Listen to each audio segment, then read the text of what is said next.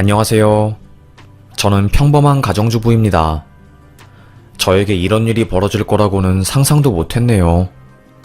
라디오 사연을 듣다가 저도 제 이야기를 하면 어떨까 싶어서 용기를 내 사연을 적어보게 되었습니다.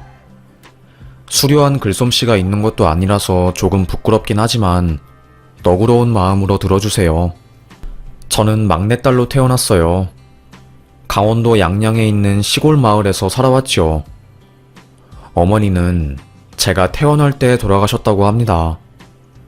저를 낳고 나서 급격하게 체력이 안 좋아지셨고 1년도 버티지 못하셨대요. 첫째 언니가 저랑 띠띠동갑 차이가 날 정도라서 그 당시 엄마 나이가 꽤 많으셨고요. 병원에서 내놓으라고 하는 의사들이 저희 집으로 왕진을 와서 엄마를 치료했대요. 하지만 점점 커가는 병마를 잡진 못한 거였죠. 서울에 있는 큰 병원에서 치료를 받을 법도 하지만 엄마는 그저 고향에 있고 싶으시다고 했답니다. 내 땅, 내가 살던 곳에서 편히 가고 싶어.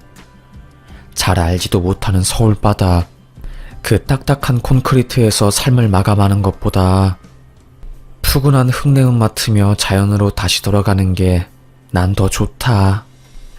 엄마의 유언이었대요. 외할머니가 있는 선산에 엄마를 묻고 저는 호라비 밑에서 자랐습니다. 우리 아빠는 최고의 아빠였어요. 혹여나 딸내미들이 엄마 없이 자란 티가 날까봐 아침 새벽 일찍 일어나서 저희들 속옷부터 시작해서 양말, 교복 등등을 전부 손빨래를 해주셨습니다. 그래도 여름날 새벽은 선선한 바람이 불어서 빨래를 할 만하지만 겨울에는 시냇물이 얼음물 같아서 손이 꽝꽝 얼 정도로 너무나도 차갑거든요. 아빠는 소뚜껑 같은 손으로 벌벌 떨며 딸내미들 옷을 빨아주신 거죠. 막내딸인 저는 그 사랑을 당연하게 여겼답니다. 아빠의 희생 덕에 저는 항상 학교에 가면 선생님에게 칭찬을 들었어요. 지숙이는 옷깃이 너무 깨끗하네. 실내화도 항상 하얗게 빨아서 오고. 얘들아, 지숙이를 보고 좀 배워, 응? 꾀죄죄하게 학교 오지 말고. 담임 선생님에게 그런 말을 들을 때면 어깨가 으쓱으쓱했습니다. 뭐라도 된 것 같은 기분이었죠. 그래서 아무도 저를 엄마 없는 애라고 놀리지 못했어요.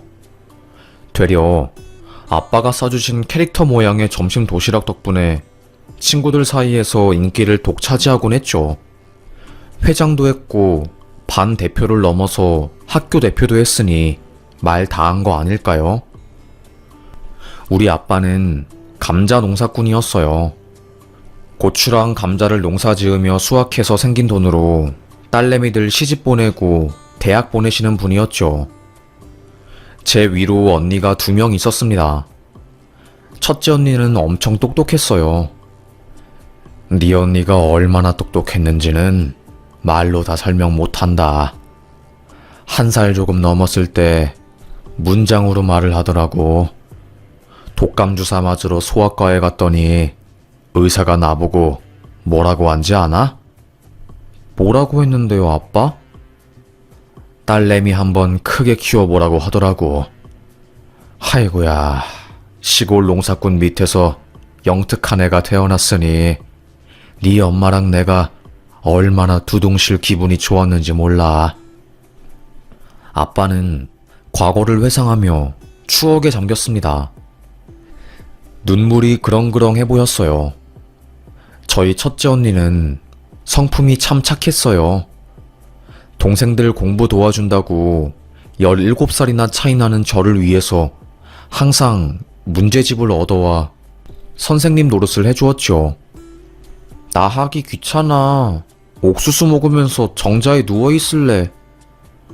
지수가, 그래도 지금 공부해 놓으면 나중에 편할 거야. 응? 공부하기 싫다고 악을 박박 쓰는 저를 공부의 길로 인도해준 사람은 부모님도 선생님도 아닌 바로 언니였습니다. 언니는 그 옛날 시절에 이화여대에 입학할 정도로 인재였어요.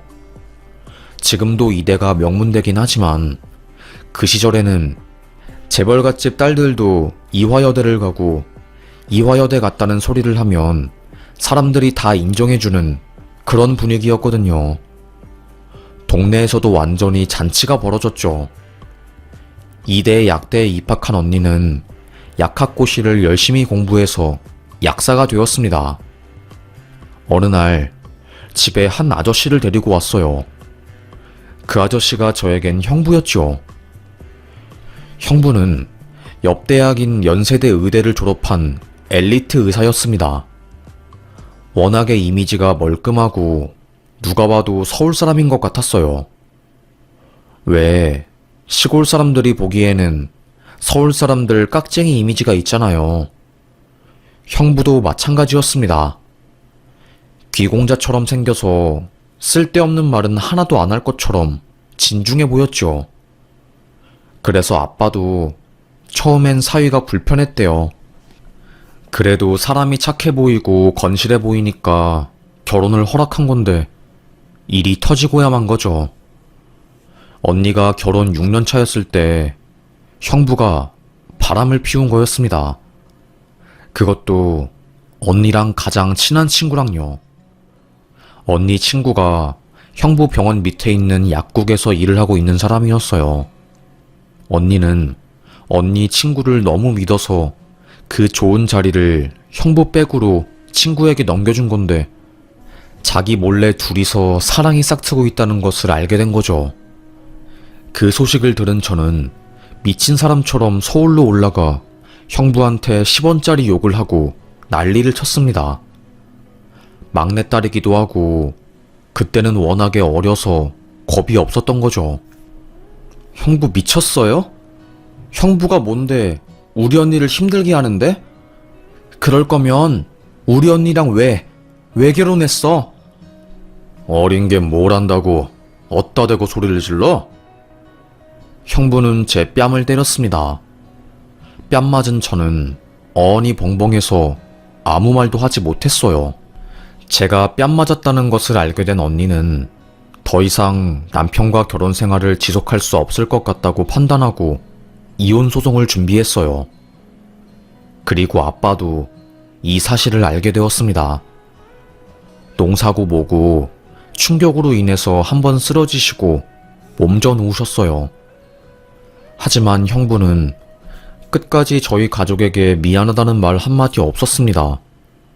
되려 큰 소리만 뻥뻥 치고 심지어 이혼 소송 중에 상간녀랑 함께 결혼식을 올리는 대범함을 보였네요. 언니가 그 결혼식에 쫓아가고 난리도 아니었어요. 결국 언니는 이혼하긴 했지만 우울증이 심하게 왔고 3년 정도 마음고생을 하다가 하늘나라로 가게 되었습니다. 저희 가족 가슴속에는 잊을 수 없는 크나큰 흉터가 진 거였어요. 그때 제가 마음먹은 게 나는 절대로 결혼하지 말아야지 였습니다.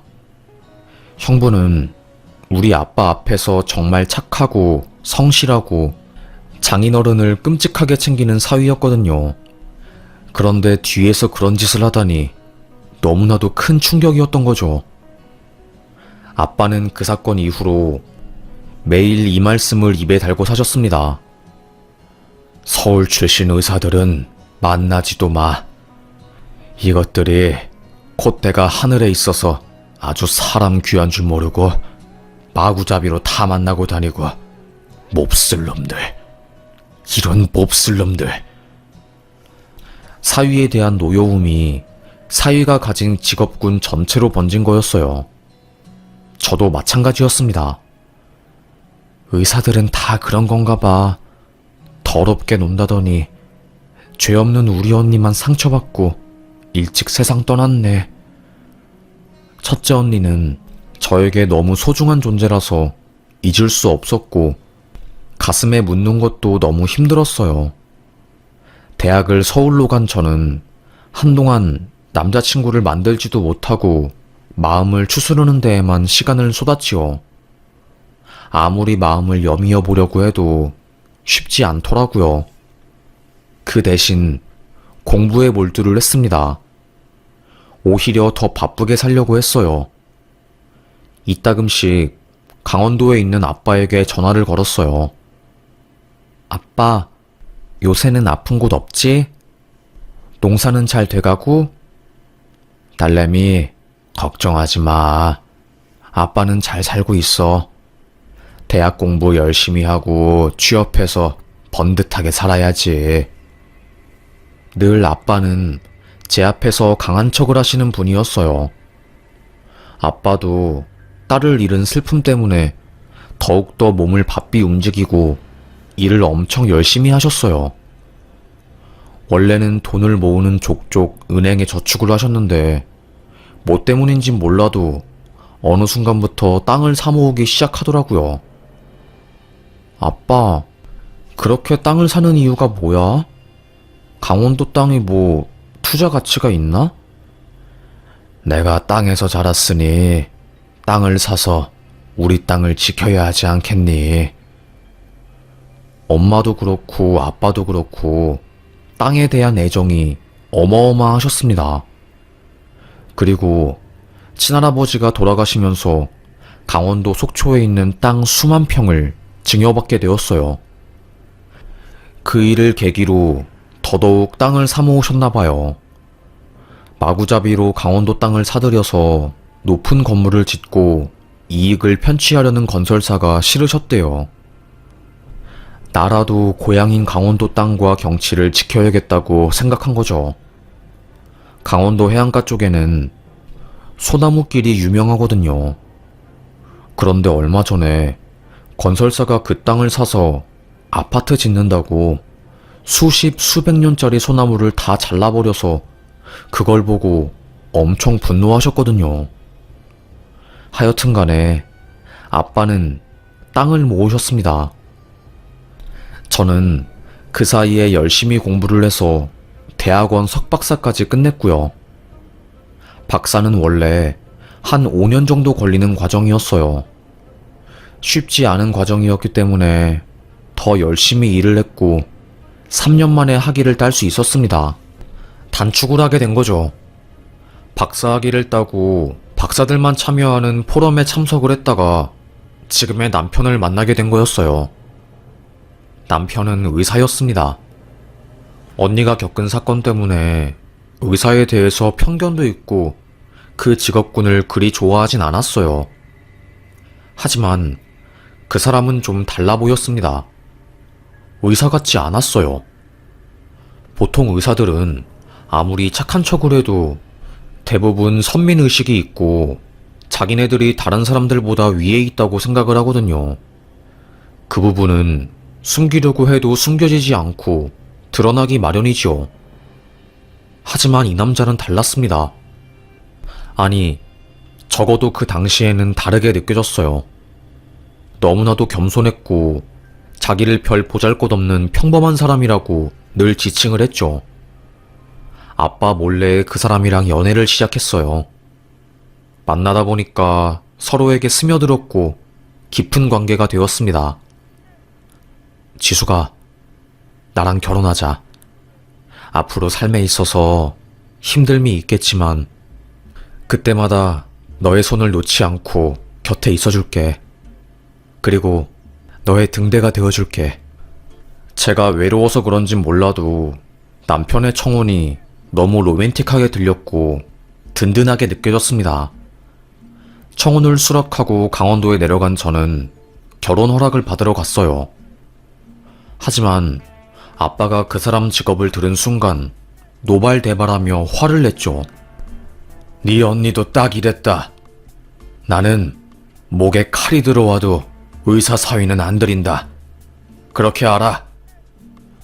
평생 막내딸의 아빠로 살면서 저에게 한 번도 화낸 적 없으신 분이 처음으로 크게 화를 내신 거였어요. 아빠, 형부랑은 다른 사람이야. 제발 나 믿어줘.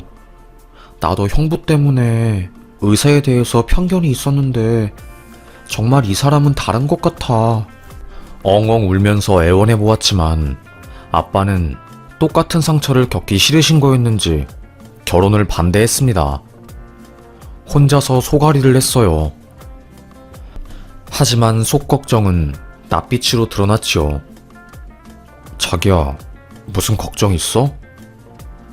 사실 아빠가 우리 결혼을 반대해. 저는 곰곰이 고민을 하다가 남편에게 언니 이야기를 말해주었습니다. 원래 형부가 의사였는데 바람을 피웠고 우울증에 걸린 언니가 형부 때문에 극단적 선택을 했다면서요. 남편은 그 이야기를 듣고 생각에 빠진 듯 하더니 강원도에 직접 가서 아버님과 이야기를 나눌 수 있냐고 묻더라고요. 저는 자리를 마련해 보겠다고 했죠. 하지만 그 말은 핑계였고 아빠에게 말하지 않고 무작정 남편을 데리고 갔어요. 처음에는 문전박대했죠. 끈질긴 남편은 거기서 포기하지 않았습니다. 몇 번이고 마음이 열릴 때까지 문을 두드렸어요. 어느 날은 아무 말도 섞지 못하고 농사를 하고 있는 아빠 곁에 가서 묵묵하게 일을 돕기도 했죠. 그런 순간들이 쌓이다 보니까 결국 아빠는 마음의 문을 여시게 된 거였습니다. 어떻게 허락하게 된 거야? 사위놈이 땅에서 일하는 걸 보고 결정을 한 거지. 땅에 각별한 애정이 있었던 아빠는 농사를 돕는 사위를 보고 결혼을 허락한 거였대요. 아주 힘들게 결혼에 꼴이 난 저는 잘 살 수 있을 것만 같았어요. 그런데 인생은 그리 쉽게 흘러가는 게 아니더라고요. 제 마음대로 되는 게 하나도 없었습니다. 결혼하고 나서 3년 정도 되었을 때였어요. 갑자기 남편이 나 개원하려고. 요즘 서울에서 경쟁력 있는 병원을 개원하려면 규모가 커야 한대. 그래서 이번에 좀 크게 열어보려고. 남편은 저에게 말하기 전에 시댁에서 돈을 땡겨온 모양이더라고요. 부모님에게 땡겨받은 돈이랑 대출이랑 해서 총 22억을 가지고 병원을 차리겠다는 거였습니다. 심장이 철렁하더라고요. 저는 시골에서 나고 자란 사람이잖아요. 그렇게 큰 돈을 가지고 굴려본 적이 한 번도 없었으니 시작도 하기 전에 망해서 길바닥에 나앉을 것만 생각이 났습니다. 여보, 지금도 행복하고 부족함 없이 잘 살고 있는데 너무 크게 병원 개원하는 거 아니야? 솔직히 잘 되면 밑전이고 잘 안 되면 망하는 거잖아. 제가 애써 돌려 말하면서 개원하는 걸 반대해 보았지만 자기만의 고집이 아주 강한 남편은 저의 말을 잘 듣지 않았어요. 이미 저에게 말하기 전에 수십 수백 번 시뮬레이션을 돌려보고 절대 망하지 않겠다는 확신을 가지고 이야기를 한 거였죠.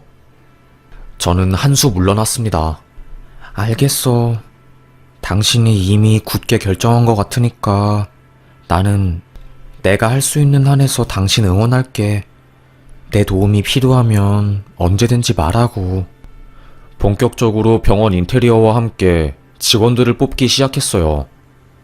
사람 뽑는 게 가장 힘들더라고요. 남편도 저도 그렇게 큰 병원은 처음 운영해보는 거라서 우여곡절이 많았습니다. 개원한 지 2년 차에 들어서도 빚 1원 한 장도 갚지 못했어요. 되려 제 월급에서 직원들 설날 격려금을 주기도 했고요. 그래도 그 전까지는 적자는 아니었습니다. 그런데 문제는 저희 남편 병원 바로 앞에 건강검진까지 해주는 아주 큰 병원이 들어선 거였어요. 의사 3명이나 동업을 해서 자본력이 아주 큰 거였죠. 심장이 철렁하더라고요. 당연히 병원은 심각한 적자에 들어서게 되었고 그때부터 남편이 휘청였습니다. 술 한 잔 안 마시던 사람이 술을 입에 대기 시작했어요. 병원 경영은 페이 닥터들에게 맡기고 본인은 돈을 빌리러 다니더라고요. 당신 내가 알아봤는데 아버님이 강원도에 사놓으신 땅, 그거 올림픽 때문에 땅값이 엄청 올랐나 봐. 그리고 SRT 뚫린다는 정보 때문에 땅값이 어마어마하게 오른 것 같은데 그거 팔아서 우리 병원에 돈 못해달라고 하면 안 되나? 아빠, 땅 절대 안 판다고 하셨어. 자식들한테 물려준다고 했거든. 아마 목에 칼이 들어와도 땅 파는 일은 없을걸? 당신이 생각하는 것보다 우리 아빠가 땅에 가진 애정은 엄청 크거든. 남편은 제 말을 무시하고 아빠에게 몰래 찾아가서 땅 담보로 돈을 빌리면 안 되겠냐고 물었답니다. 아빠는 그날 뒷목을 잡고 저한테 전화한 거죠. 결국 그놈도 장녀 죽인 그놈이랑 똑같은 놈이구나. 어디서 땅을 담보로 돈을 빌린다는 말을 해? 영문을 몰랐던 저는 무슨 일인데 갑자기 왜 화를 내는 건데? 되물었고 그제서야 사건의 전말을 알게 된 거였어요. 남편한테 가서 막 화를 냈죠. 당신 미쳤어? 내가 말했잖아. 우리 아빠 땅 관련해서는 되게 엄하다고. 안 그래도 아빠 혈압 때문에 몸 안 좋은데 왜 그런 짓을 해? 나한테 말도 없이 진짜. 미치겠네. 앞으로 절대 땅 이야기 꺼내지 마. 문제는 그날 이후로 아빠가 충격을 많이 받으신 건지 건강이 안 좋아지셨어요. 그리고 얼마 뒤 동네 이장님께서 전화가 왔습니다.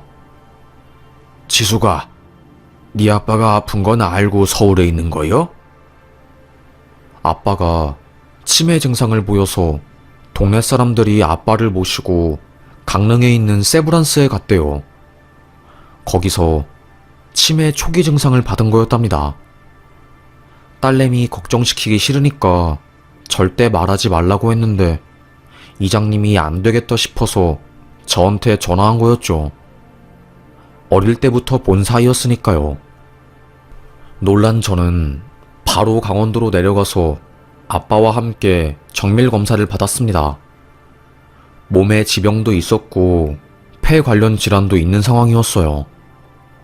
눈물만 나더라고요. 아빠, 고집 부리지 말고 서울에서 치료받자. 제발. 하지만 아빠는 됐다고, 내 땅에서 죽어도 안 떠난다고 성질을 부렸습니다. 엄마도 서울에서 치료받지 않을 거라고 하다가 돌아가신 거였는데 두 번 다시 그 상황을 반복하기 싫었어요. 하지만 아빠의 고집을 꺾을 수는 없었지요. 대신 제가 일주일에 한 번씩 강원도에 내려가서 아빠를 보고 왔습니다. 어느 순간부터 아빠의 치매 증상은 극심해졌고 겨울날 씨감자 보관하는 창고에 갔다가 크게 감기에 걸린 이후부터 폐질환이 심해져서 반드시 입원을 해야 하는 상황이 왔어요. 직장 쪽에 암도 발견되어서 바로 남편을 통해서 큰 병원에 입원했죠. 아빠는 간병인이 없으면 일상생활을 못할 정도로 상황이 악화되었습니다. 치매도 원래는 간헐적이었는데 증상이 심해지셨어요. 대학병원에서 어느 정도 큰 치료를 마치게 되었어요. 거기 의사가 그러더라고요. 집에 모실 거예요? 시설에 모실 거예요? 여기 사위분이 의사니까 사위분께서 결정하시는 게 좋을 것 같은데요. 남편은 고민을 하다가 전문적인 시설로 보내는 게 나을 것 같다는 판단을 했습니다.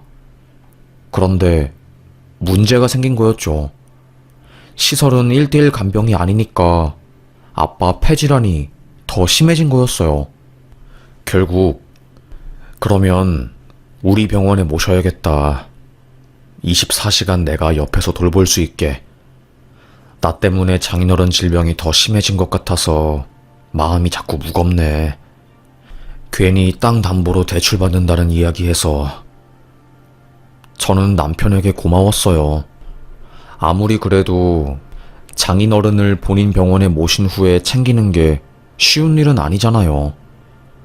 남편은 병원비 때문에 거의 매일 병원에서 살았습니다. 집에 잘 들어오지도 않았어요. 저는 남편 덕분에 아빠에 대한 걱정을 조금은 덜 수 있었죠. 그리고 하필 상황이 겹쳐서 제가 지방으로 계속 출장을 가야 하는 상황이라 아빠를 돌볼 수 없었어요. 그래서 더 남편에게 고마웠죠. 오랜만에 아빠를 보러 남편의 병원에 갔는데 아빠가 저를 보자마자 비정상적으로 발작을 일으키는 겁니다. 그 눈빛이 마치 저를 보고 살려달라는 눈빛 같았어요.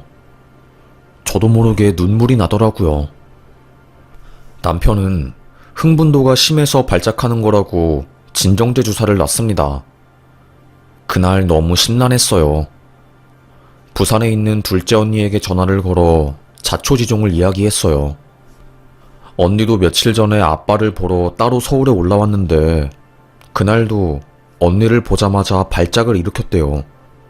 그리고 막 꺽꺽대면서 무슨 말을 하려고 팔을 들어 올려 좀비처럼 앞으로 나아가려고 했다고 하는데 언니도 그게 너무 마음에 걸렸답니다.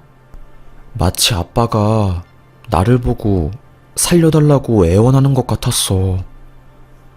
언니랑 상의한 저는 간호사가 아빠를 괴롭히는 걸 수도 있다며 작은 초소형 녹음기를 아빠의 침대 밑에 붙여놓기로 했어요.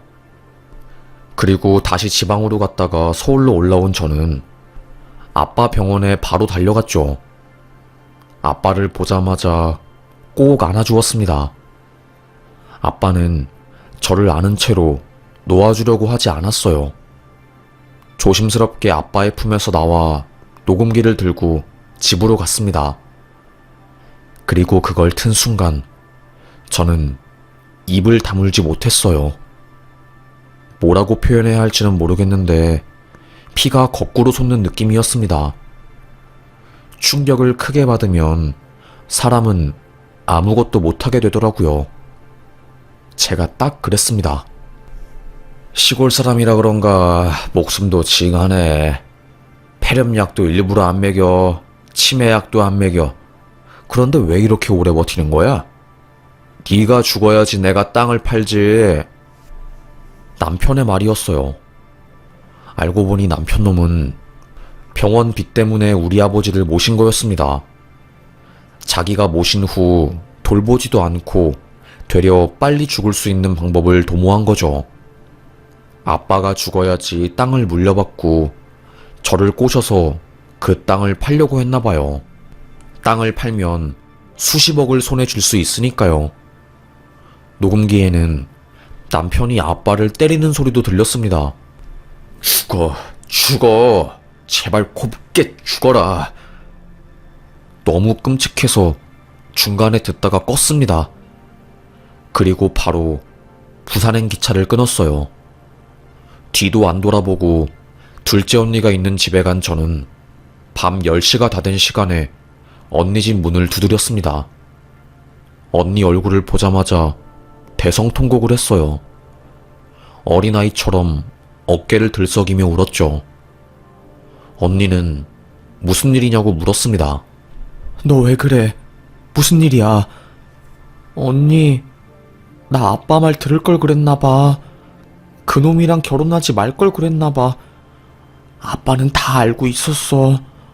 내가 그놈이랑 결혼하면 첫째 언니 꼴 날 수도 있었다는 걸. 둘째 언니는 침착하고 천천히 이야기를 해보라고 했어요. 이거 그때 그 녹음기야. 나는 너무 끔찍해서 끝까지 못 들었거든? 언니가 나보다 강하니까 나 대신해서 이거 끝까지 들어봐. 그때 방에 있던 형부가 나와서 무슨 일이냐고 물었어요. 저와 언니는 조심스럽게 그간의 이야기를 들려주었고 저와 언니를 대신해서 형부가 녹음기의 원본을 서기로 작성해서 종이로 뽑았습니다. 그리고 그걸 전부 다 확인한 저희는 경악을 금치 못했어요. 그러게 아버님, 제가 좋게 말할 때 땅 담보로 돈 빌려주셨으면 이런 일도 없었을 거 아니에요. 어차피 치매 걸리고 폐도 안 좋은 마당에 뭐가 그리 미련이 남았다고 땅 가지고 징징대고 그래요. 네? 그 뒤에 들려오는 퍽퍽 때리는 소리. 저랑 언니는 숨죽여 울었고 형부는 화가 나서 물건을 다 때려 부술 기세로 소리를 질렀어요. 당장 서울 가자. 내가 이놈, 이 개놈 새끼 가만히 안 둬. 저희 둘째 형부는 기독교 집안이었고 직업도 목사였어요. 단 한 번도 욕한 적 없고 정말 착하고 조용히 사는 사람이었거든요. 부산에서 소소하게 사시는 분이 그렇게 화를 낸 모습을 본 건 처음이었습니다. 형부 차를 타고 새벽 넘어 집에 도착한 저는 집으로 그들을 불러들였어요. 그리고 제 남편은 여전히 병원에 있었죠. 집안을 싹 다 뒤졌습니다. 남편이 그동안 받은 대출 내역 등을 살펴보았어요. 그리고 저는 병원 인권 관련한 장부를 확보했습니다. 직원들에게 싹 전화를 돌려서 혹시 알고 있는 사실이 있냐고 물어볼 계획이었죠. 형부는 일단 아버님을 지금이라도 병원에서 빼내는 게 좋을 것 같다고 했어요. 저는 알겠다고 했고요. 부산 언니를 본 남편은 깜짝 놀라서 아니, 서울에 언제 오셨어요? 눈을 동그랗게 뜨더라고요. 둘째 형부는 왕주먹으로 남편의 얼굴을 내쳤습니다. 인간의 탈을 쓴 짐승 같은 놈. 키 190이 넘는 거구의 남자가 호리호리 젓가락 같은 몸을 가진 남편을 때리니 저 멀리 날아가더라고요. 파르르 떠는 남편의 손을 구둣발로 질끈 밟으며 돈 때문에 장인어른을 괴롭혀? 네가 그러고도 남자야? 네 인생은 이제 끝이야. 다시는 만나지 말자. 저희 자매를 대신해서 남편놈의 얼굴을 떡갈비로 만들어 주었습니다. 피떡갈비요. 언니랑 저는 아빠를 들쳐매고 병원을 나왔고 집으로 갔어요. 그리고 아침이 밝자마자 근처 병원에 전화를 해서 검진을 받았고요. 변호사를 대동해 경찰에 가서 고소장을 썼습니다. 친족 폭행부터 시작해서 온갖 혐의들이 줄줄이 많더라고요. 녹음기가 너무나도 크나큰 도움이 되었어요. 변호사는 아마 혐의를 부인하긴 힘들 겁니다. 그리고 간호사 쪽에서도 증언을 해준다는 분이 나타나서 그리 힘든 싸움이 될 것 같진 않아요. 너무 걱정하지 마세요. 그나마 위로가 되었네요. 아빠의 입안은 다 헐어 있었어요. 남편놈이 아무도 안 볼 때 아빠를 때렸다네요. 그리고 등에 욕창이 가득 생겨 있었습니다. 의료진들 말로는 정말로 의사 사위가 장인을 모셨는데 이렇다고요? 세상에, 아예 방치한 거랑 다를 게 없는데. 다른 병원 의사가 혀를 내두르더라고요. 치매 환자가 걷지 못하는 것도 아닌데 이 정도 욕창이면 평소에는 밧줄로 환자를 꽁꽁 묶어놓은 거라면서요. 가슴이 한 번 더 미어졌습니다. 아빠는 치매가 그리 심한 상황은 아니었어요. 그런데 폐 관련 약 때문에 약을 먹으면 정신이 몽롱해져서 말을 제대로 못하는 부작용이 나타난 거죠. 병원을 바꾸고 집중 치료를 하면서 아빠의 건강이 조금씩 돌아왔어요. 치매는 약이 없기 때문에 속도를 조금씩 늦추는 약을 먹었습니다. 병원에 입원하면서도 강원도에 있는 땅을 팔지 말라고 잠꼬대를 하는 아빠를 보며 마음이 아팠습니다. 아빠 손을 꼭 잡으며 아빠, 걱정하지 마. 그 땅은 내가 무슨 일이 있어도 지킬게. 다른 걱정하지 말고 아빠 건강만 생각하자. 그 땅에서 난 농작물로 자식들 다 키우셔서 애착이 남다르셨던 거죠. 남편 농가는 이혼을 하게 되었고 친족 폭행죄 등등으로 그놈은 실형을 받았습니다. 검사 말로는 사실 의사가 실형을 받는 건 정말 힘든데 녹음기부터 시작해서 다른 사람들 증언 덕분에 이런 유의미한 결과가 나올 수 있었다고 하더라고요. 정말 의사 면허는 깡패라는 것을 한 번 더 느꼈습니다. 복역을 하면서 전 남편의 병원은 쫄딱 망하게 되었고 소문이 돌면서 그 병원은 완전히 폐업하게 되었어요. 그 덕에 빚 22억은 전 남편 명의로 전부 넘어갔고요. 아주 쌤통이었습니다. 그리고 저는 일을 접고 양양으로 내려갔어요. 내가 나고 자란 곳으로 다시 돌아갔지요. 아빠와 언니와 함께요. 부산에서 살던 언니도 형부와 의논 끝에 강원도로 올라왔습니다. 형부는 양양 근처에 있는 작은 신학대학에서 강사 일을 맡게 되었고, 언니와 저는 아빠의 밭일을 도와주면서 살고 있네요. 서울에서 의사 사모님으로 살면서 선생님 대접받는 것보다 편한 바지 입고 머리 질끈 묶은 뒤 땅에서 구슬땀 흘리며 사는 게 저에게는 훨씬 더 값지고 행복한 일인 것 같습니다. 이래서 우리 아빠가 땅을 지키려고 했구나 싶더라고요. 추석이나 설에 바리바리 챙겨주시던 농수산물들, 늘 무겁고 귀찮고 처리하기 힘들어서 한사코 거절을 했는데 이제는 그걸 챙겨주시는 부모님들의 마음을 절실하게 알 것 같습니다. 하나하나가 너무나도 소중하고 나의 피땀으로 연그른 것이기 때문에 너무 귀한 거였어요. 그래서 자식처럼 귀한 농수산물들을 정말 귀한 내 친자식들에게 숭덩숭덩 나누어 주신 거였죠. 힘들수록 가장 기본으로, 가장 태초의 상태로 돌아가라는 말이 이제 뭔지 알 것 같습니다. 언니와 함께 아빠를 지키면서 살렵니다. 감사합니다. 안녕하세요.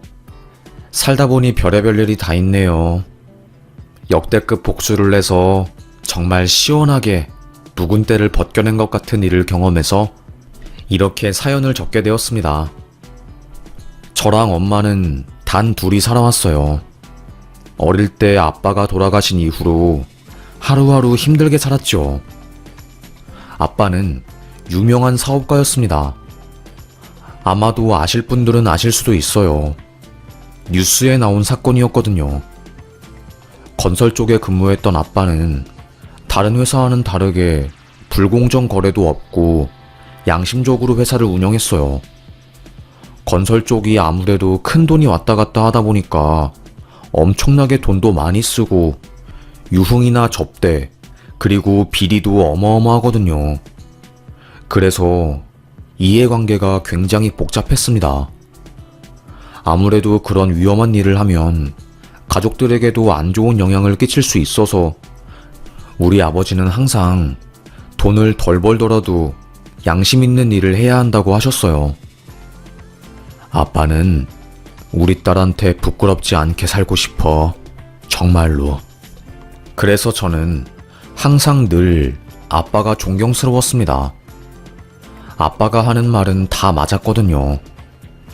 하여튼 간에 평화롭게 열심히 일해주시는 아빠 덕분에 넉넉하게 하루하루를 살 수 있었어요. 그런데 그런 행복한 날은 저와 우리 엄마에게 그리 오래가지 않더라고요. 저는 아직도 기억이 나요. 거실에 있던 엄마가 한 통의 전화를 받고 자지러지듯이 소리를 질렀던 그때가요. 뭐라고요? 엄마 대체 무슨 일이야? 무슨 일인데 그렇게 소리를 질러? 왜 그래? 실신하기 직전이었던 엄마를 겨우 추스르고 저희는 택시를 타고 아심병원으로 달려갔습니다. 중환자실에서 아빠는 응급수술을 받고 있었어요. 그 앞에는 형사들과 사건 조사 관계자들이 모여 있었죠. 저는 이모의 손을 잡고 병원 한켠에 앉아 있었고 발을 동동 구르면서 사태 파악을 하고 있었어요. 알고 보니 아빠가 장례식장에서 칼에 찔렸다는 거였습니다.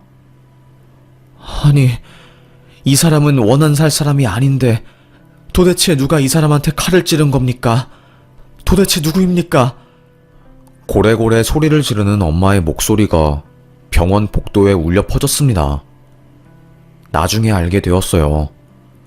건설업을 하시는 분 중 한 명이 뒷돈을 주고 거의 다 성사된 계약을 가지고 왔나 봐요.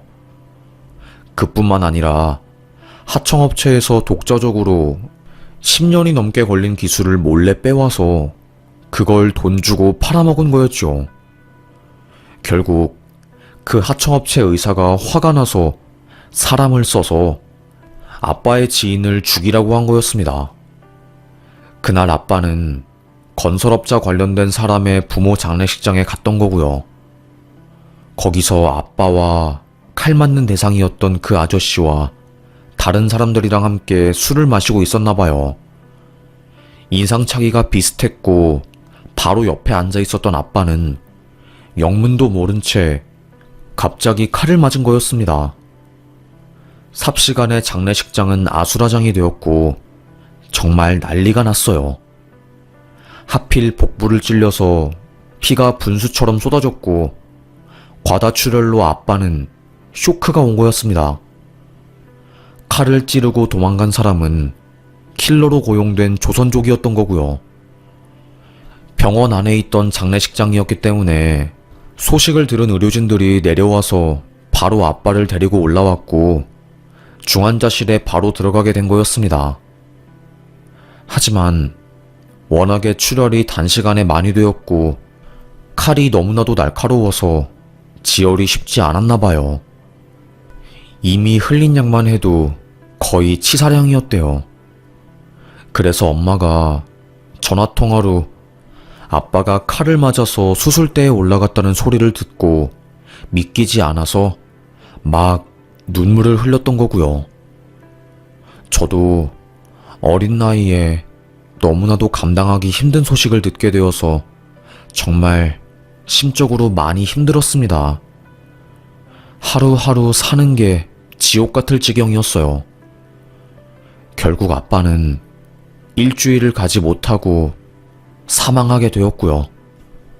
아빠 대신 죽었어야 할 운명이었던 병원이 아저씨는 아빠의 장례식장을 내내 지키면서 저희 가족에게 사과를 했습니다. 병원이 아저씨랑 엄마는 굉장히 옛날부터 친한 사이였고 서로 도움을 많이 주는 관계였거든요. 그런데 병원이 아저씨 때문에 엄마가 남편을 잃었으니 둘의 사이는 급격하게 안 좋아진 거였습니다. 내가 입이 두 개라도 할 말이 없어. 원한을 지고 살면 안 됐는데 나 때문에 중마고우인 정우가 죽게 되고 이를 어쩌면 좋아. 정우 딸 세진이는 내가 책임지고 경제적으로 지원해줄게. 됐어. 남편도 죽고 이제 와서 그런 말 하면 뭐 나아질 게 있겠어. 원한을 산 몸이니까 병원씨 조심해서 살아. 엄마와 그 아저씨는 허무한 대화를 나누면서 장례식장을 지켰습니다. 아빠를 죽인 조선족은 무기징역을 선고받았고 3심으로 올라가서 형이 감형되어 23년형 확정이 되었어요. 그리고 청부살인을 계획한 아저씨는 10년 이상의 징역형을 선고받았고요. 하지만 둘 다 무기징역이 아니었기 때문에 언젠간 출소를 해서 병원이 아저씨를 또 괴롭힐 수도 있는 거였고요.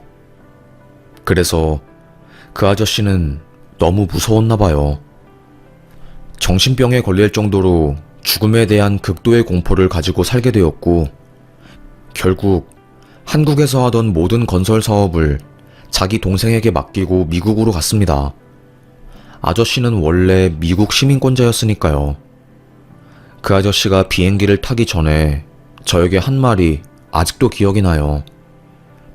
나 때문에 네 아빠가 죽은 거니까 내가 꼭 그 은혜와 마음의 빚을 갚을 거야. 그러니까 한국에서 잘 살고 있어야 한다. 알겠지? 저는 아무런 대꾸도 하지 않았습니다. 괜히 그 아저씨가 미웠거든요. 그 아저씨만 아니었으면, 우리 아빠가 그 아저씨 옆에만 앉지 않았으면 괜찮았을 텐데, 별의별 생각이 다 들었습니다. 그 이후로 엄마와 저는 한국에 단둘이 남아서 살게 되었어요. 아빠 앞으로 나온 보험금도 엄청나게 많았습니다. 하지만 건설 사업을 접게 되면서 대금 치르지 못한 것들을 전부 있는 돈으로 치르고 나니까 저와 엄마에게 남은 돈은 단 한 푼도 없었어요. 그야말로 한순간에 대궐 같은 집에서 땅바닥으로 나앉게 생긴 거였죠. 엄마는 아주 강했습니다. 세진아, 걱정하지 마. 엄마 강한 사람이야. 어떻게든 너 먹여 살릴 거니까 아무런 걱정하지 말고 대신에 우리 약속하자. 그 어떤 사람한테도 원 안 지고 살지 말자. 저는 고개를 끄덕였습니다. 그래서 저는 어릴 때부터 그 기억 때문인지 착한 아이 콤플렉스에 걸렸어요.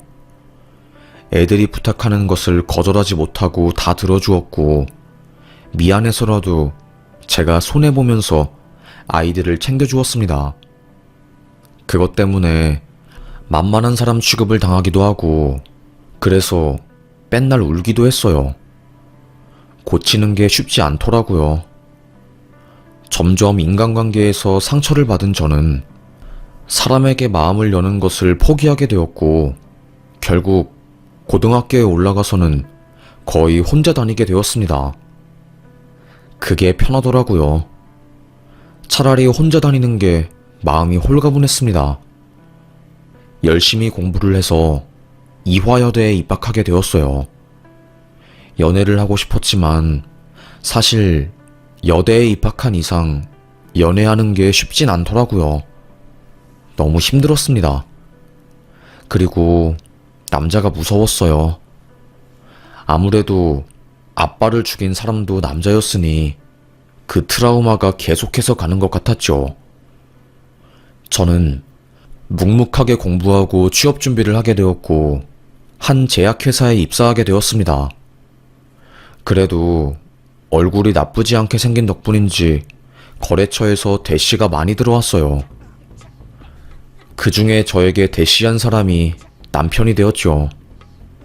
정말 끈질기게 저에게 대시를 하더라고요.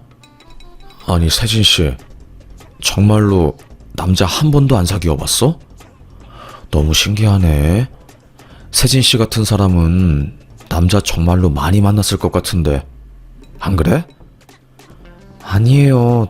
저 남자 정말로 안 사귀어 봤으니까 놀리지 마세요. 이렇게 매력적인 여자를 왜 아무도 데려가지 않는 거지? 그 사람은 매일 저를 볼 때마다 이쁘다고 칭찬해주고 사랑스러운 말을 했어요. 모태솔로인 저는 그 말들에 홀라당 넘어가게 된 거였죠. 그게 작업 관련은 수작인 것도 모르고요. 처음에는 그 사람이 굉장히 좋은 사람인 줄 알았습니다. 맨날 일 끝난 저를 데리러 오고 아침에도 저희 집 앞에 와서 죽이나 간식 같은 것을 챙겨주고 갔으니까요. 세진씨, 아침에 밥 차려 먹기 힘드니까 이거 꼭 먹고 가세요. 아침이 든든해야지 하루를 잘 살아갈 힘을 얻을 수 있어요. 내가 하는 말이 무슨 말인지 알죠? 네, 감사합니다. 제가 자꾸 싫다고 밀어내도 그걸 신경 쓰지 않고 저에게 다가오니까 저는 마음을 줄 수밖에 없었습니다. 주변 사람들은 그 남자 미인 한 번 얻겠다고 아주 애를 쓰네. 순수한 세진씨가 괜히 그런 눈구렁이 만나서 상처만 받는 건 아닌가 몰라. 가볍게 만나고 길게 만나지 마. 우리가 보기에 그 남자 좋은 사람 아니야. 이런 말들을 했어요. 제가 보기에는 너무 저에게 잘해주고 말도 이쁘게 해서 정말 좋은 사람이라고 생각을 했는데 남들이 보기에는 아니었던 거죠. 지금 생각해보니까 제가 남자 보는 눈이 좀 없었던 것 같아요. 하여튼 간에 결국 저는 그 남자에게 넘어가게 되었고 만남을 시작했어요. 그 사람과 함께하는 모든 것들이 처음이었으니까 저에게는 너무나도 소중하고 재미있던 시간이었어요. 하지만 점점 제가 그 사람에게 조종당하는 것 같았습니다. 결국 피임을 하지 않고 관계를 하는 것을 원하던 그 남자 때문에 저는 임신을 하게 되었어요. 어떡해? 나 임신했어. 뭐? 그게 정말이야? 고요했던 제 일상에 폭풍 같은 시련이 닥치게 된 거였어요. 결국 저희는 결혼하게 되었죠. 저는 결혼할 나이도 아니었는데 말이죠. 20대 초중반이었으니까요. 그 남자는 결혼 정년기가 코앞에 닥친 39살이었습니다. 시댁에서 반대가 심했어요. 시댁은 집이 압구정이었고 좀 사는 집안이었는데 저희 집은 굉장히 가난한 집안이었으니까요. 대신 그나마 제가 학벌이 좋으니 그것 때문에 조금 먹고 들어갔습니다. 웃긴 게 뭔지 아세요? 남자는 여자가 자기 손에 들어오면 완전히 돌변한다고 하잖아요. 제 남편도 마찬가지였습니다. 결혼하자마자 사람이 변하더라고요. 제가 유산을 했거든요. 막달을 앞두고 아이 심장이 뛰지 않게 되었고요. 그것 때문에 우울증이 심하게 왔는데 고작 저에게 한다는 말이 애는 죽어도 나는 결혼 성공했으니까 그걸로 됐어. 나는 뭐 상관없어. 어차피 애는 내가 한번 싸지르면 만들어지는 거니까. 이러더라고요. 알고 보니까 남편이 회사 직원들에게 떵떵거리면서 소리를 쳤나봐요. 아니 거래처에 엄청 이쁜 여자가 있거든? 이대 나오고 나이도 어려. 그런데 모태솔로래. 그래서 내가 한번 잡아뜨리려고. 완전 기대된다니까. 결국 그 남자는 저를 얻기 위해서 온 방법을 다 동원해서 저의 환심을 산 거였습니다. 지금 생각해도 속이 부글부글 끓는 것 같아요. 그리고 피임을 안 하고 관계를 한 것도 그 남자의 철저한 계획이었어요. 본인은 내일 모레 40에 진짜로 지금 결혼 못하면 평생 결혼할 수 없을 것 같아서 저를 임신시켜 결혼할 계획을 세운 거였다네요. 남편의 친구들이 저희 집에 놀러와서 술을 마시다가 고삐가 풀려 저에게 전부 실토를 했어요. 이놈 자식이 남자 중에서도 아주 능구렁이야. 그래서 형수 같은 사람을 얻은 거지. 얼마나 치밀한 줄 알아? 내가 이야기해줄게. 듣는 내내 피가 거꾸로 솟는 것 같았네요. 그래서 유산한 저에게 그런 말을 했던 것 같아요. 저의 결혼 생활은 그야말로 지옥이었습니다. 시댁에서 시집살이도 너무나도 심했거든요. 한 번은 이런 날도 있었어요. 제가 시댁에 간 날이 있었어요. 제 모습을 본 시모가 위아래로 저를 쳐다보면서 집이 가난해서 교육도 제대로 못 받았나? 갑자기 제 조끼를 확 뺏는 겁니다. 제가 입고 있던 조끼가 시장에서 10,000원 주고 산 거였거든요. 그런데 알고 보니 그게 명품을 카피한 거였나 봐요. 시댁이 압구정인데 며느리가 짝퉁을 입고 다녀? 내 체면은 어떻게 하라고? 정말 사돈이 이런 기본적인 것도 안 가르쳐주니? 네? 아니 저는 그게 명품 짝퉁인 줄 모르고. 에휴 됐다. 그래 가난한 집에서 내가 뭘 더 바라겠니? 바랄 것도 없지. 에휴 정말 아무리 사람 사이에 급이 없다고는 하지만 이런 걸 보면 급이 확실히 있어 정말로. 저와 우리 엄마를 아주 무시하시더라고요.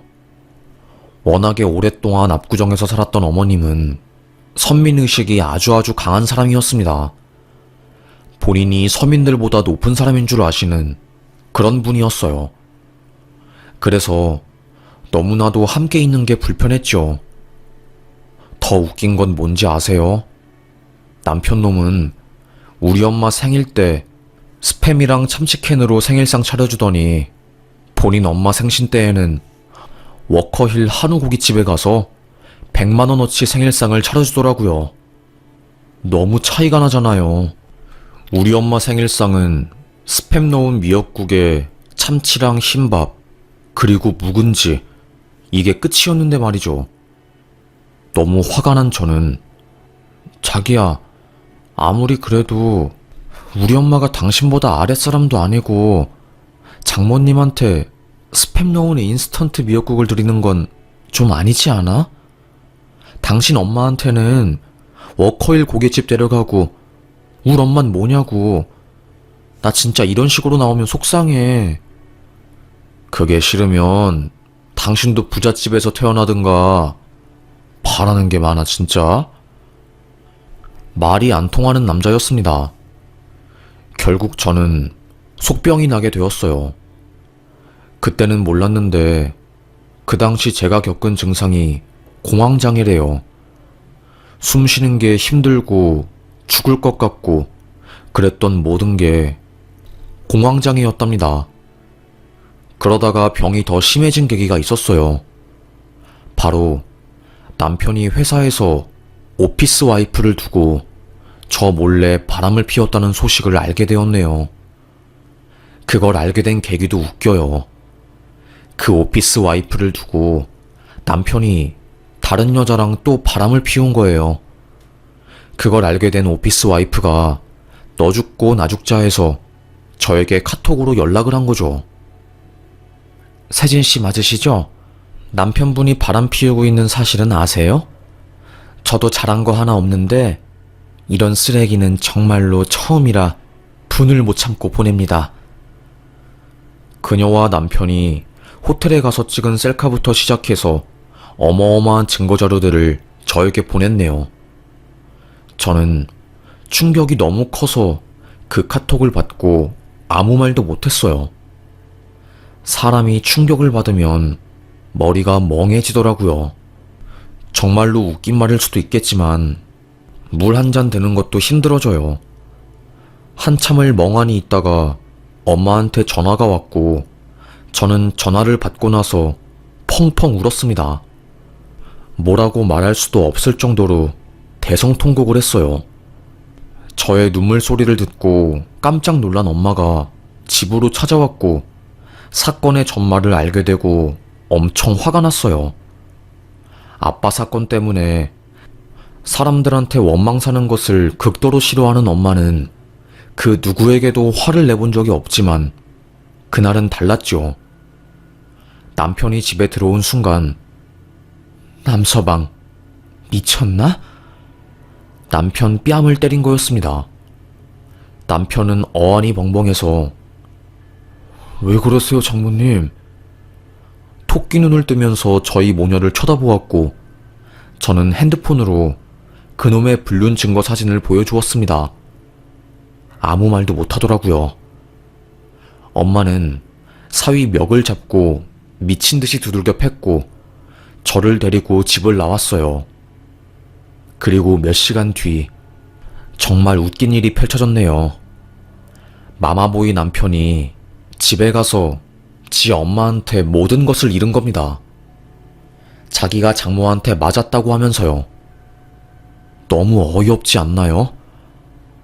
문을 똑똑 두드리면서 나와! 사돈, 당신이 뭔데 내 아들 얼굴에 손을 대? 미쳤어?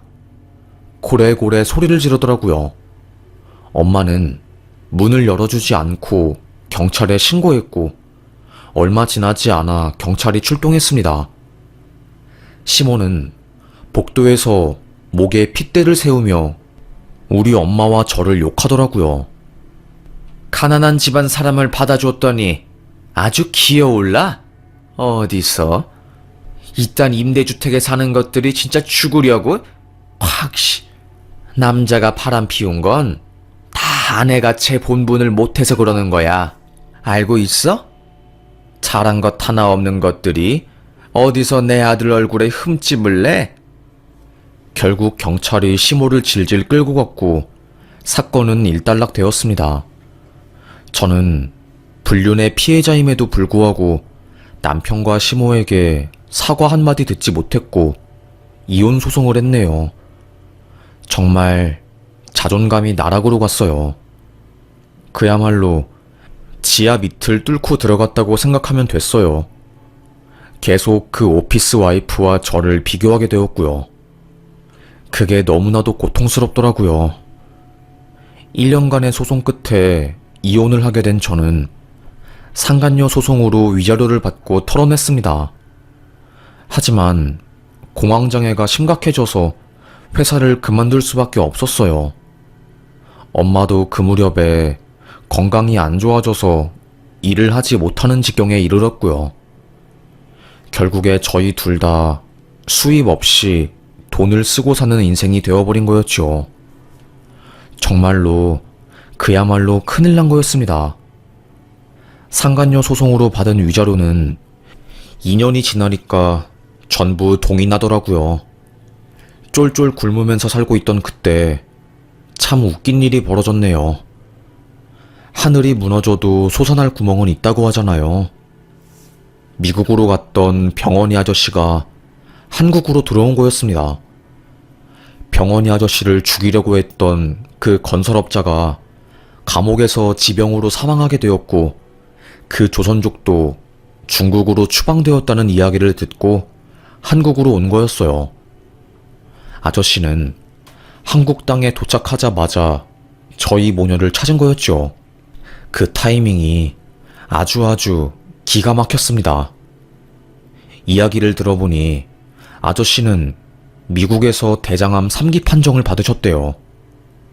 하지만 병을 치료하는 게 쉽지 않았고 죽더라도 고향에서 눈을 감고 싶다는 마음에 한국에 오게 된 거였죠. 미국에서 크게 성공한 아저씨는 동생 명의로 압구정이랑 강남에 땅을 많이 사셨다고 합니다. 아파트도요.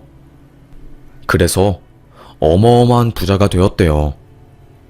하지만 항상 가슴속 한켠이 늘 불안하고 허전했다고 하더라고요. 저희 가족에 대한 미안함 때문이었죠. 미국 가기 전에는 네가 아주 어린 꼬마였는데 이제는 숙녀가 되었구나. 저는 그 아저씨가 원망스러웠습니다. 아빠 돌아가시고 나서 저랑 엄마랑 얼마나 힘들게 산지 알아요? 책임진다면서요. 미안하니까 도와준다면서요. 왜 미국 가서 연락도 없으셨어요? 막 소리를 쳤지요. 아저씨 고개를 푹 숙이면서 아무 말도 못했어요. 그리고 며칠 뒤 전화를 받은 엄마는 표정이 심각해지더니 한 병원으로 달려가게 되었습니다. 병원이 아저씨가 위급하다는 전화를 받은 거였어요. 대장암에 걸린 아저씨는 항생제 부작용으로 큰 고생을 하고 있었던 거였죠. 1년 정도 투병을 하다가 돌아가신 병원이 아저씨는 변호사를 통해 저희 모녀에게 재산의 일부를 준다는 유언을 작성한 거였습니다. 뒤늦게 그걸 알게 된 저와 엄마는 펑펑 울면서 아저씨 임종을 지켰고요. 그렇게 아저씨가 하늘로 가게 되면서 저희 모녀는 숨통이 트였습니다. 돈 때문에요. 사실 상상도 하기 힘든 어마어마한 재산을 물려받았어요. 압구정 갤러리아가 바로 눈앞에 보이는 집을 2채나 받았고 현금부터 시작해서 백화점, 초호화 골프 이용권 등등 대부분의 돈이 저희 모녀에게 넘어왔어요. 사실 그도 그럴 것이 아빠가 살아있었으면 이 모든 것들이 저희가 누릴 수 있었던 거니까요. 그렇게 저와 엄마는 병원이 아저씨의 약속 덕분에 한순간에 상류층으로 올라갈 수 있었습니다. 엄마랑 저는 그때부터 백화점을 다니기 시작했어요. 병원이 아저씨 동생이 갤러리아 백화점에서 높은 위치에 있는 사람이었고, 한때 건설업 사업을 해서 인맥이 어마어마했거든요.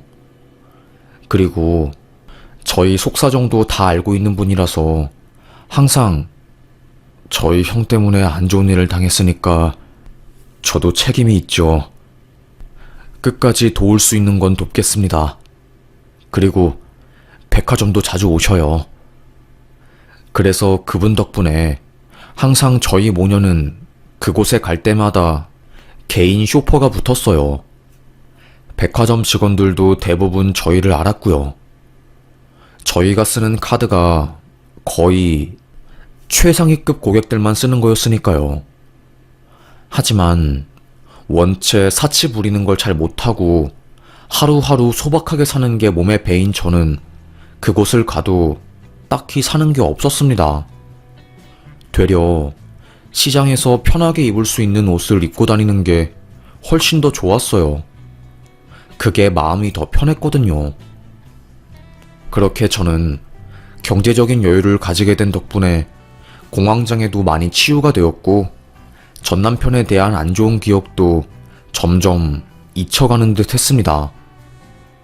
그런데 참, 원수도 외나무 다리에서 만난다고 압구정에 사는 전시모와 갤러리아 백화점에서 딱 마주친 거였습니다.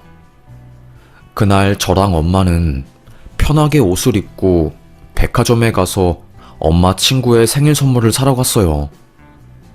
그날이 프라이빗 쇼핑할 수 있는 날이라서 소수의 사람들만 백화점에서 쇼핑을 하는 날이었거든요. 세상에, 그런데 그곳에서 전 남편과 시모를 만난 겁니다. 명품 매장 앞에서 엄마랑 제가 가방을 보고 있었어요. 그런데 누가 저희를 보더니 어휴, 쪽팔려. 여기에 누가 구멍 뚫린 누더기 옷을 입고 왔어 진짜? 신경질을 내는 겁니다.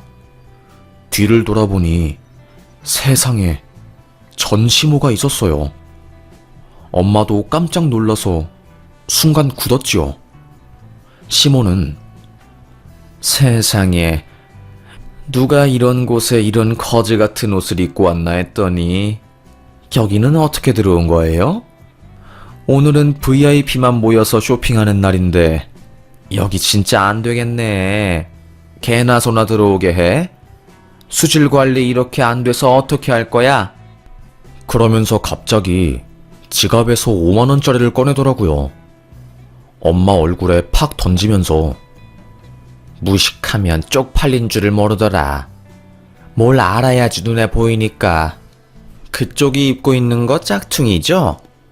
에휴, 내가 옛정 생각해서 그냥 넘어가려고 했는데 불쌍해서 안 되겠네. 이 돈으로 옷 사 입어요. 얼굴에 돈을 던지니까 사람들이 놀라서 다 쳐다보았어요. 쇼핑을 하고 있던 다른 손님들도 놀라서 엄청 벙찌거나 혹은 핸드폰으로 그 장면을 전부 찍고 있었지요. 하지만 우리 엄마도 그냥 넘어가는 성격은 아니잖아요.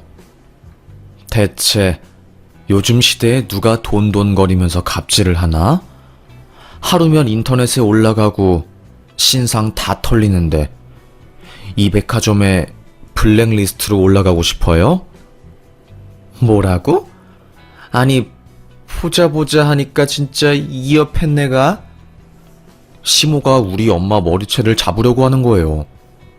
제가 반사적으로 시모를 밀쳐냈고 화가 난 시모가 막 욕을 하면서 그 장소는 아수라장이 되었어요. 전 시모는 경호원들에게 이딴 거지 같은 년 백화점에서 안내 쫓고 뭐해요? 소리를 치더라고요. 그때 어이없게 경호원들이 우리 엄마를 데리고 가려고 하는 겁니다.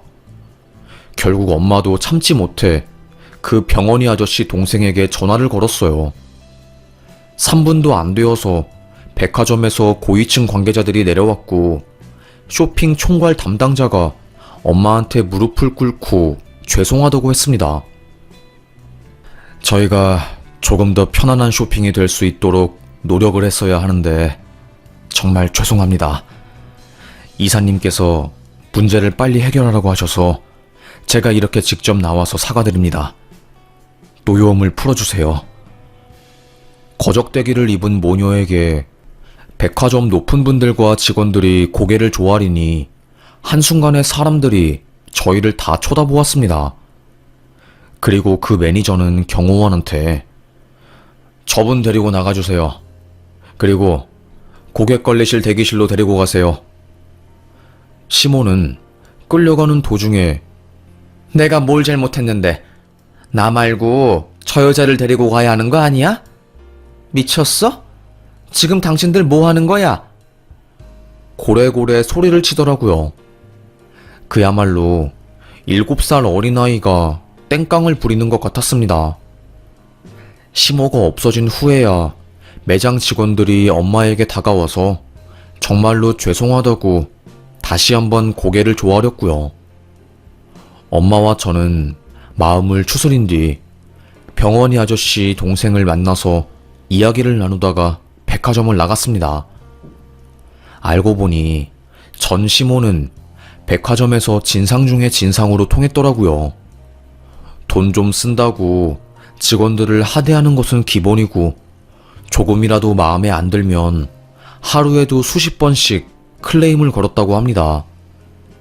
정말로 극성 고객 중에 대표적인 사람이었고 안 그래도 백화점 측에서도 블랙리스트에 올리려고 고민을 하고 있었는데 이 사건으로 인해서 전 시모는 아예 블랙리스트에 올라갔다고 하더라고요. 쌤통인 거였죠. 생각보다 압구정 바닥이 좁기 때문에 소문들이 쫙 퍼지게 되었고 우리 엄마 이야기도 시모의 귀에 들어간 거였어요. 수십억에 가까운 돈을 손에 쥐게 되었고 인맥이 어마어마해서 준 재벌만큼의 힘을 가졌다는, 솔직히 말해서 조금은 과장된 소문으로 인해서 되려 저희 모녀가 덕을 받았네요. 그 이후로 우연히 동네에서 시모와 전 남편을 마주쳐도 그들은 저희에게 꼼짝 못합니다. 궁시렁대면서 자존심 때문에 뭐라고 한마디 하고 지나가는 것 같은데 워낙에 작은 목소리로 그러는 터라 들리지도 않네요. 에휴, 그렇게 사람 끔 나누고 아래로 무시하고 그러더니 돌아가신 아빠 덕분에 인생 역전하게 된 저희 모녀에게 아주 통쾌하게 한 방 먹었네요. 시몬은 평생 그렇게 살아왔으니 모든 사람들이 자기 발 아래로 보였겠지요. 하지만 실제로는 자기 발 아래가 아닌데 말이죠. 백화점에 가장 허름하게 추리닝 입고 온 사람들이 실제로는 돈을 가장 많이 쓰는 VIP라고 하잖아요. 저희도 뭐 굳이 명품으로 치장 안 해도 다른 사람들에게 증명을 안 해도 되는 인생이기 때문에 편하게 백화점을 갔다가 괜히 봉변을 당했네요. 이제는 정말로 겉모습으로 사람들 판단하고 끔 나누고 그런 게 없어졌으면 좋겠어요. 대체 그게 뭔지 모르겠어요. 그렇게 살면 좋나 싶습니다. 그리고 나중에 들어보니까 전 남편은 이혼 소송 이후에도 유부녀들을 만나고 다니다가 걸려서 법적인 소송 당하고 난리도 아니라고 하네요. 하여튼 간에 한번 그런 짓을 한 것들은 아주 평생에 걸쳐서 그 버릇을 못 고치는 것 같습니다. 애초에 그런 사람들이랑은 엮이는 것 자체를 하면 안 되는 것 같네요. 참 별의별 일을 다 겪습니다. 주변 사람들이 제 이야기를 듣고 그래도 점잖게 복수를 잘한 것 같다고 말해준 덕에 이렇게 용기 내서 글을 쓰게 되었네요. 제 사연 들어주셔서 감사합니다.